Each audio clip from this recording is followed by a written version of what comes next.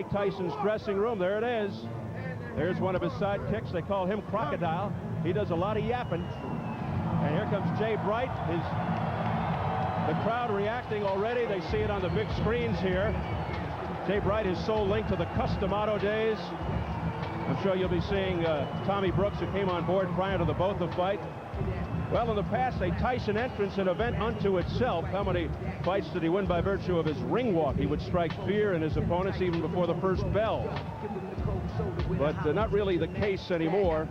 The former undisputed heavyweight champ Mike Tyson has fought only 3 times in the last 4 years. Most recently in January, right here, when he knocked out Botha in the 5th.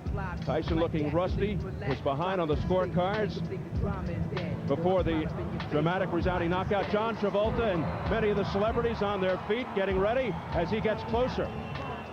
Wayne Newton, a fixture here in Las Vegas.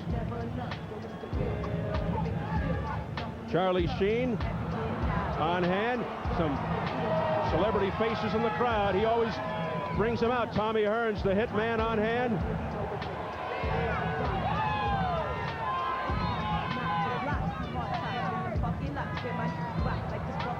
Pierce Brosnan, Bond, James Bond. Tyson's advisor, Shelley Finkel, told me Mike's really got it together. Well, he definitely has a calmer attitude. He's friendlier. The crowd again reacting as he gets closer to the ring. He's been granting interviews, signing autographs, smiling, doing open workouts. Either he's had an epiphany or somebody has really gotten to him.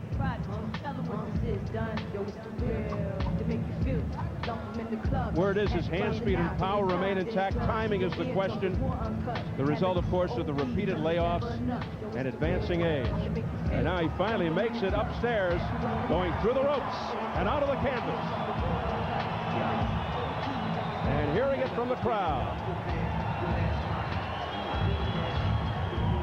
It's not an overwhelming cheer, but it's certainly in Tyson's favor.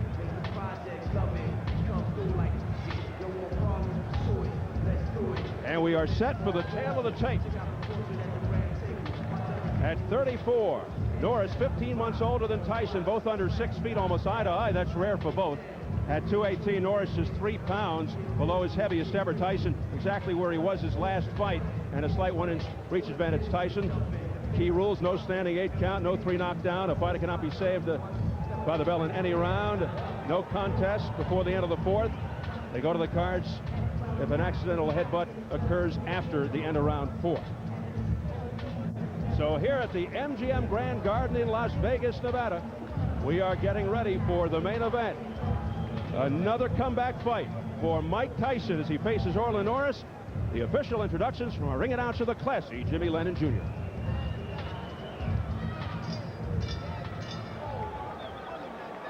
Ladies and gentlemen, a very good evening to you and welcome to the City of Entertainment, the MGM Grand in Las Vegas, Nevada.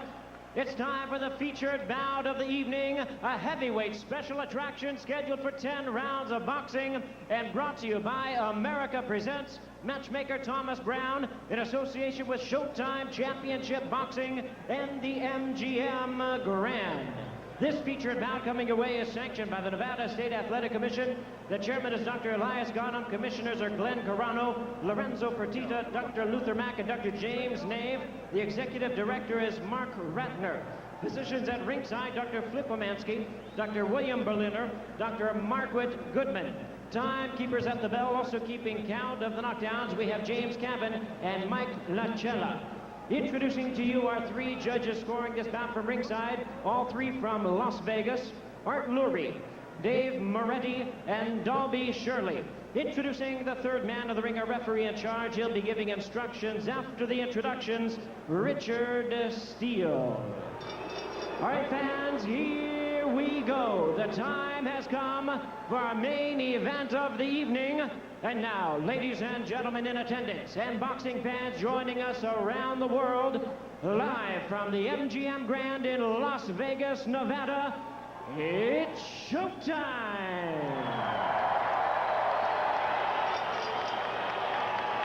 Introducing to you first on my right, fighting out of the blue corner, wearing gray trunks with black trim, fighting out of San Diego, California by way of Lubbock, Texas. He weighed in at a ready 218 pounds. His record stands at 50 wins, 5 losses, 1 no decision, with 27 wins coming by way of knockout. Please welcome the former WBA Cruiserweight Champion of the World, introducing Orlin Night Train Norris.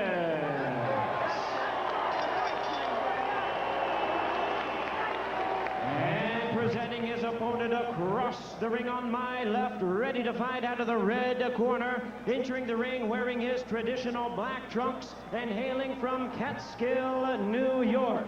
He weighed in at 223 pounds with a record of 46 wins and 3 losses. He has 40 wins coming by way of knockout.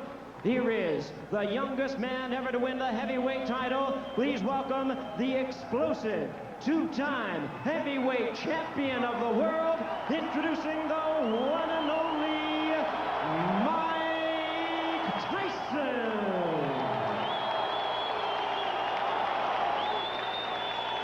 Once again, a referee in charge, Richard Steele. Okay, you guys, I spoke to you both in the dressing room. I'm cautioning again, obey my commands at all times. Keep all of your punches in front of the man. Watch the low blow. Shake hands and good luck.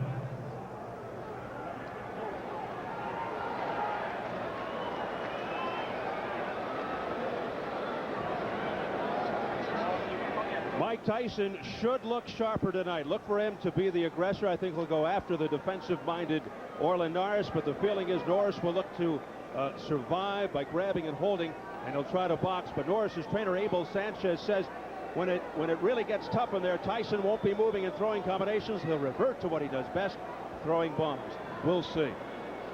Richard Steele, controversial referee, the third man, and here we go. Lapel for round 1, and Tyson comes right out with a straight left. Orlin's a great defensive fighter, good offensive fighter as well. Not with the power of Mike, but he's probably a little quicker, very sneaky, good movement, and he's used to going the distance, Steve. He can go and do the 10 rounds, no problem. Norris heavily muscled, not quite as defined and carved as Tyson. They're not used to being on the same eye level as each other. Both are heavily muscled and the same muscle type. Good left hook to the belly by Mike Tyson right there. Tyson going to the body. This is going to be something new. Mike's used to springing up into big men. Now he has a short man the same size right in front of him. Now hold him. Great.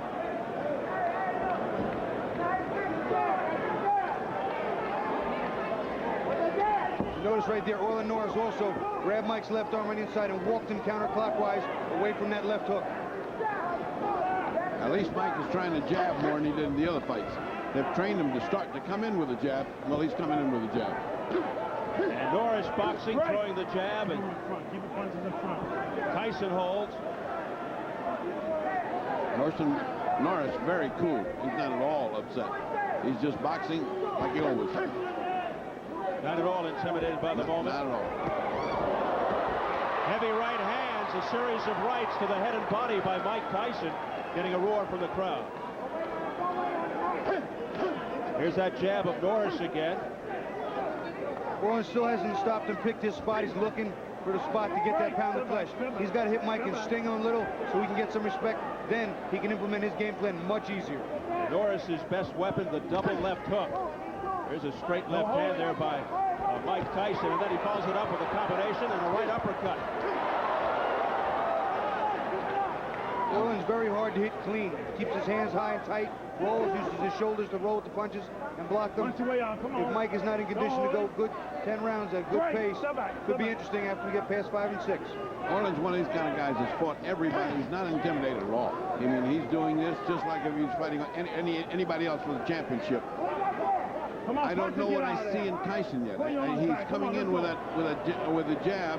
It looks like he's not bending from the waist enough. He's certainly not moving his head enough. He's still standing straight up. See, he's not bending over like he used to and coil and spring. Punch to get out of there.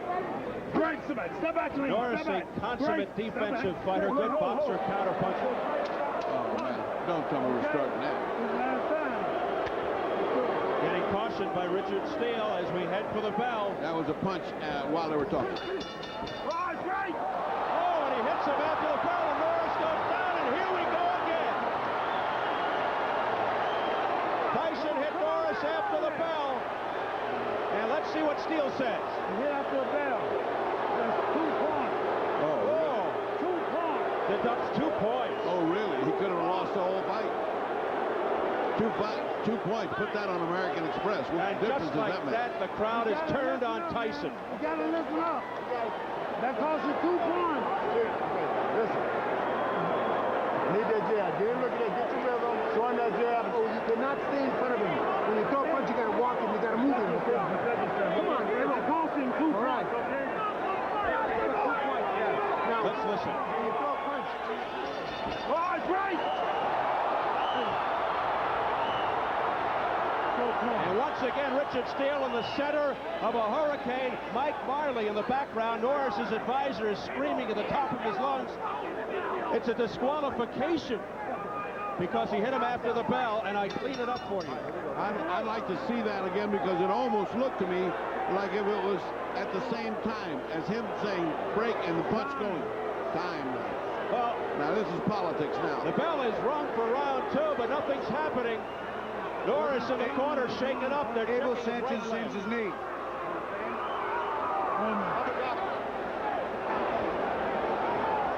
He's looking at his leg. He's saying his knee is hurting him. This is about a knee. This is not about anything else. It's the right knee of Norris. Unbelievable. This is not about his head. Dr. Flip Pomansky, the man with the goatee.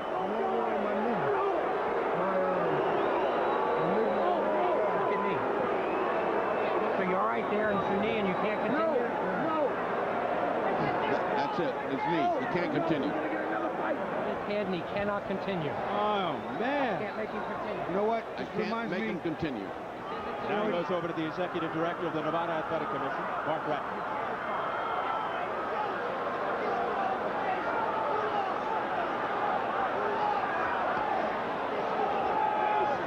Can you believe this after 1 round? I can believe anything in Tyson land. It doesn't seem like we're ever going to have a normal fight. There's Elias Ghanem Boy, somebody's mad as heck. from the Nevada Athletic Commission. They're conferring with all of the guys there now. Why would a blow on the head hurt your knee? I mean, you know, what? Well, when he went All down, right, he made let's watch it. Let's he watch it. slammed on his knee when he went down. Let's Well, see. let's see. I want to hear him say break and at the time, watch Tyson's arm. Yeah, here he is. See? Oh, it Oh, he buckled. folded, yeah. You could see his leg buckled as he went down. I'll tell you what, though, if you, I'd like to see it at regular speed with the sound, because I think you hit him on the bell, right on the bell. That's the way I see it, Bob. I think that was a simultaneous thing, just as it was happening. Here comes Mark Ratner. Let's listen.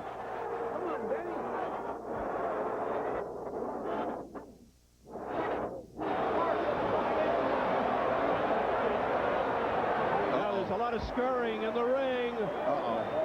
They better put protection up Here here. comes security. Boy, we've seen this scene before with a Tyson fight. Let's not see it again. They're forming a circle around Tyson. And you can hear the crowd chanting its displeasure now. And things are getting ugly again. There's Shelley Finkel, Tyson's advisor. Look at the amount of security in the ring.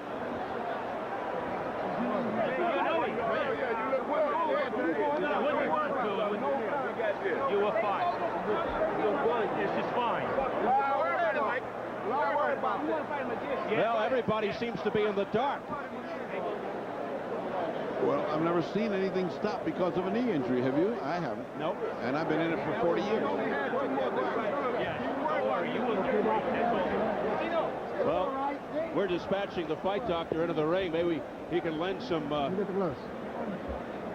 insight into what's going on when he talks to people. And meanwhile, they're taping up the injured right knee of Orlin Norris, which buckled when he went down. At the end of round 1, he was hit Bring him right through. It seemed after the bell by Mike Tyson. Dr. Hampton said we'll take care of that. Mike Marley, Norris's advisor, screaming that it should be a disqualification and Norris should be the winner. You know, Steve, I got the impression that Mike was trying to jam the left uppercut up as the bell was going off. I don't know that it was just that it was a clean left hook after the bell conscious thought. I really don't. I mean, I'd like to see it again. It just all happened too fast. And when you start a punch, it's hard. But it's like the kid who cried wolf, Bobby. It's like, how many times can we see this happening with Mike Tyson? We will take another look. We'll show it again, but we don't want to leave the ring right now. Saga continues. Never an easy day.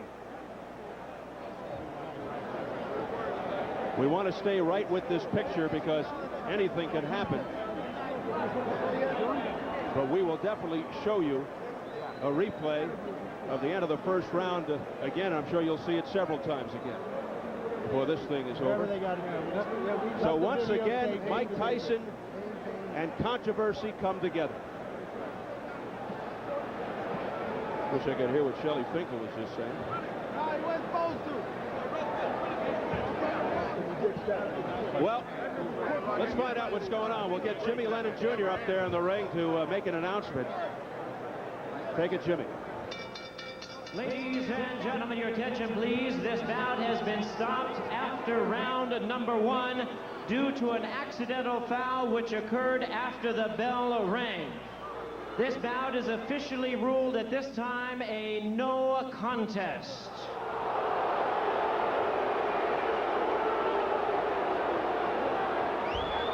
Well, you heard it. The bout has been officially declared a no contest. The fight doctor, Ferdy Pacheco, is with Mike Tyson. Ferdy? All right, another night, another Tyson night. Give me your view of what happened. Did you throw the punch after you heard the bell? Well, you know, you were there. You saw it. It was simultaneous with the bell. And the punch wasn't that devastating. He could have continued. He quit on his stool, but I'll take him again in my next fight. I'll fight him right away. Well, let's fight him in December. I'd love to. All right, let me ask you something. How could a blow to the jaw hurt his knee? Listen, all right? He knew the next round I was going to put that heat on him, and he wasn't ready for that heat. All right, Shelley, can they do something legally to screw this up? Can they talk disqualification? No, they did already. They ruled it a no contest. It shouldn't have been that, but they did. We're ready to go back whenever Mike wants, and Mike said immediately. Your disappointment, I'm sure, was great. You've trained well. You're ready for a good fight. You're ready to come back in December against anybody. I feel great, and I just want to continue to fight one fight at a time and fight around 4 more fights and fight for the championship. Yes, sir. All right. If this so happens that it falls at December, you could fight this guy again. Would you be willing, Shelley, to fight Orlin Norris? Of course. Not me. Mike would fight him. No, but you're all right. Sure. Hey, you and I have been around a long time together. You feel your snake bit or something every time something happens? God, every time you come up here, something crazy happens. Well, listen, all praise be to Allah. I don't want to dwell on this anymore. I just want to say hi to my friend, the Smith family out there in Gilbert, Arizona. I like to say hi to Tiger Woods. We trained together with Keith Cleveland, and he did it, and I wanted to score another knockout because you were successful. And I like to say hi to my friend Chuck Zito, and get well soon. I love you, brother. Peace. All right, I think that helps everybody else. Let's go back to Steve Albert at ringside. Well, just got an official explanation from the other ringside physician here, telling us that Norris twisted his knee when he fell, and there you see the results of it all. And I believe underneath that, Steve, there's a scar from some previous surgery and injury. So once again, controversy and Mike Tyson are connected as this fight ends after 1 round. We're going to take another listen to exactly how it sounded at the end of the first round.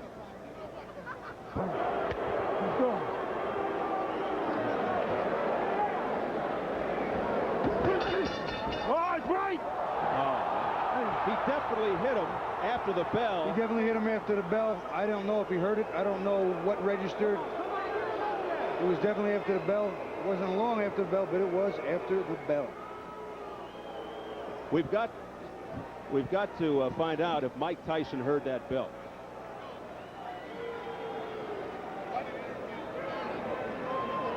Unbelievable. They stopped the fight after round 1 on an accidental foul. They called it a no contest.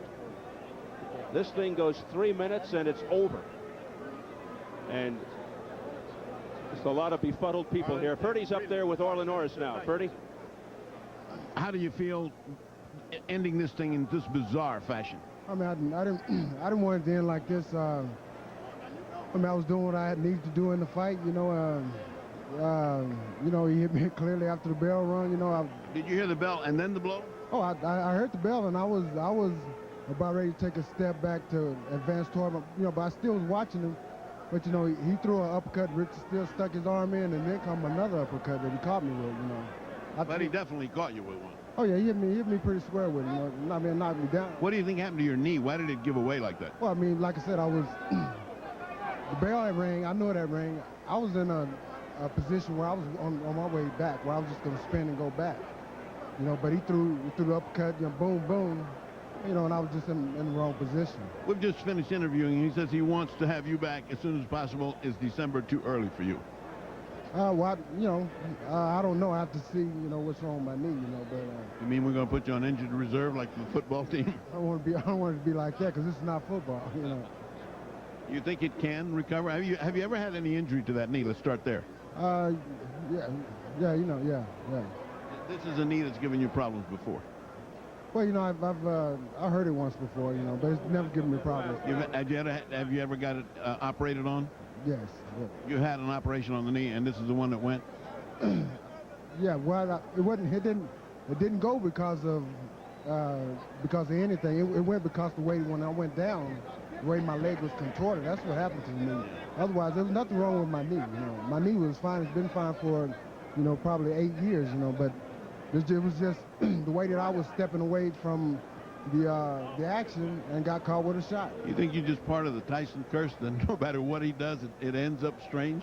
I don't know. I didn't want it to end like this. You know, I'm not into curses or anything like that. You know, I wanted to have a fight where it would be clean. I lost. You know, if I lost, I lost. You know, if I got knocked out, I got knocked out.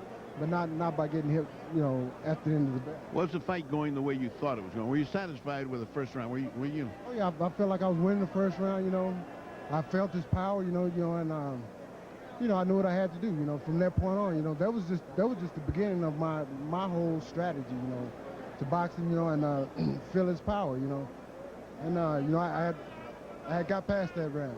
You know. All right, so the main thing for you then is to rest, rehabilitate your knee, see what's necessary for it, and then make future plans to see if you come back with Tyson again or if they bypass you and keep on going. Right, that's my plan, to see what happens. You know. All right, Abel, we are going to go back to Steve and Bobby at ringside, but your last thing, are you very disappointed? Extremely disappointed.